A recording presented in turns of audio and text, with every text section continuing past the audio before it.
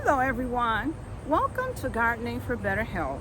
This is Henry B. 723 coming to you to give you an update on how things are going in the garden. Sometimes we think that things are going to go one way in the garden, and depending on the weather and other factors that come into play, we don't always get what we want when we start the garden. So I wanted to show you the good with the bad, and let you know that sometimes you have to make adjustments in your garden, and sometimes when you do an adjustment it'll fix it, sometimes it won't, but that's part of the process of gardening. So in this particular bed, this is normally my rhubarb bed, and I usually have this bed completely filled with rhubarb.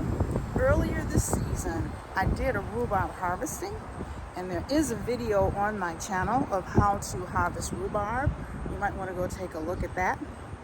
But since I harvested it, I had some extra space in here. So I got it down to 2 rhubarb that are coming back. And I'll show you which is the rhubarb. This one is a rhubarb plant, and it's coming in pretty good. This one is a rhubarb plant. Let me bring it over here. This one is a rhubarb plant as well. And it's got this big leaf, some coming in right here. Okay, so the rhubarb is going to grow back, and I'll get another harvest of rhubarb this year. My daughter does some starting of plants at her place, but she doesn't have a lot of room. So she will bring some things over here so that I can transplant them in my bed so they can finish growing. So that's what she did here. She had several radishes, and around the outside of the bed, these are some of her radishes that are continuing to grow. She's got different kinds. This one is a Philadelphia white box radish, and it's taken off pretty good over here. This one is a French breakfast radish, and I'll bring you down so you can see the French breakfast radish here. And as we move around the bed, over here, this one is a Philadelphia white radish.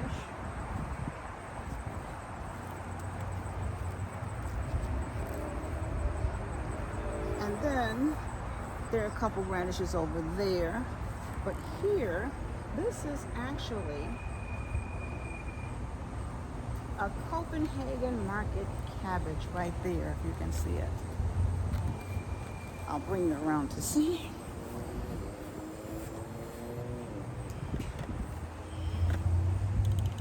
This one, little bitty plant, is a Copenhagen market cabbage. This one is a French breakfast radish. And then all around the perimeter, I planted some garlic. The garlic is supposed to help with getting rid of pests that would normally get in and start eating these vegetables. So around the exterior of the bed, I did plant some of that garlic, which is where some of it went. If you remember in my other video, I showed you how I planted garlic and how I harvested it and stored it. Well, some of the garlic that I grew wound up in this bed to keep bugs from eating up my vegetables. I also cover this bed. When I'm not out here, I will cover it to keep pests from coming in. And so far, this is doing okay. Now, I'm going to take you down to look at the other beds. And over here,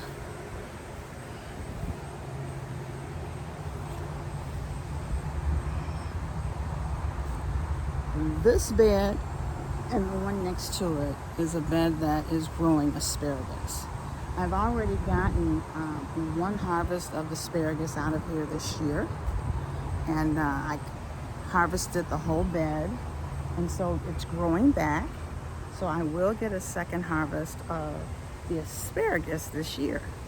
So it's very beneficial to choose your plants carefully, because the rhubarb in the other bed and the asparagus in these two beds are actually perennial vegetables. They come back every year. So I don't have to really worry about whether I'm going to get a harvest out of these three beds, because it comes back every year. So it takes a while to get it to the point where it's well established to do that. But if you plant it well and put it in a spot where it can just have that spot of its own, it should take off well for you. So we're going to travel on down here to the last bed. This is the second asparagus bed, and it's growing well. Down here, in this bed that is still covered up, I have greens that my daughter brought over here. And I'm going to pull this up. They're collard greens. These are Yates collard greens in here. And I'm not going to take the cover off because there are bugs who are just waiting to get in there to eat up my vegetables. And I don't want to give them that opportunity. Some of them are already in there. If you look, there's some little flying bugs inside the net. So I'm going to leave the net on to thwart the ones that are really trying to get in and haven't made their way in. But that's what's in this bed. We've got collard greens that my daughter started at her place, and she brought them over here for me to finish growing. So at this point, that's what's going on in these beds on this particular row. I have beds over here that are empty, and in the empty beds we're going to be planting some things a little bit later, and I will show you what I decide to put over there. But I'm going to hurry up and do it because my season is winding down. I'm in Michigan, so I have to carefully choose what to put over there. And when I do put some things over there, I'm going to make sure that it's something that will handle the frost, because it'll be late season before it is actually ready to harvest. So that's what's happening here. A lot of things going on. I have some other things on the other side. When I harvest those, I will bring you along, and you'll be able to see what's happening over there.